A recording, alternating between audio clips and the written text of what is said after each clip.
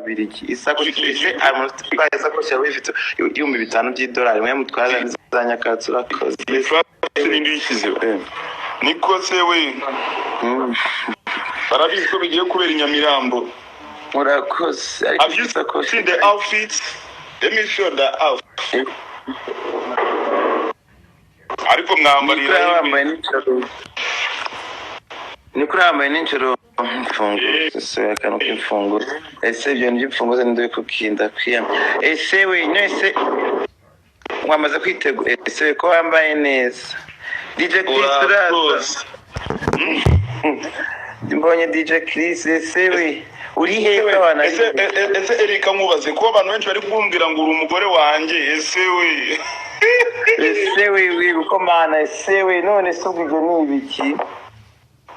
some people ndiye ntabwo umugore wanjye uri brother wanjye young brother ese we ukabona njye wagusenyeye we unakubona njye wasenye ngo kugira ngo musigarane ese we none se ubwo ni ese ko mbona abantu batavaho bari batana yongera batanagabanyuka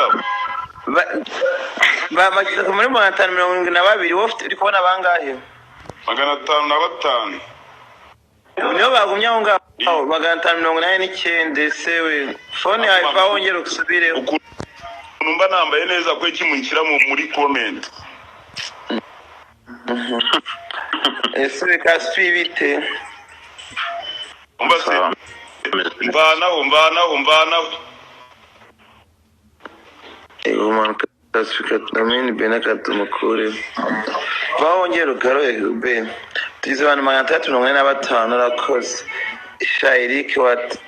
watanyije umugore n'umugabo ubwo nyine umugore niwe yaratashye ubwo nuvango nangashaka umugore cyangwa yaratashye ubwo nangashaka umugore ngiye mu ngura amatsiko y'abagore n'abagabo ko sindi umugore ntabwo uri umugore wambaye gufura hajya ntabwo ndum ese na Brenda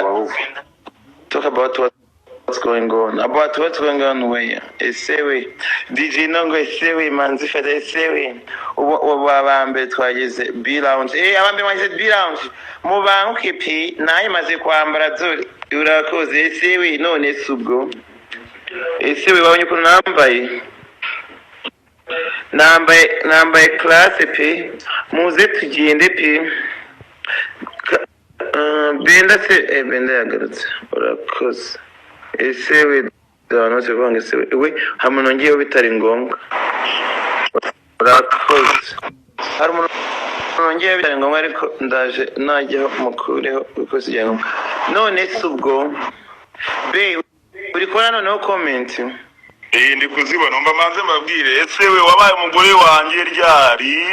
ese we kuri brother wanjye ko nanjye ubunumiwe ese we bavuze ngo ninjye wabatanyije ngo nagukize kuri map ya class ngo itubona ngo abagore ba class abandi ngo bundi ngo ninjye ngo wagusenye ngo ndagutwara yego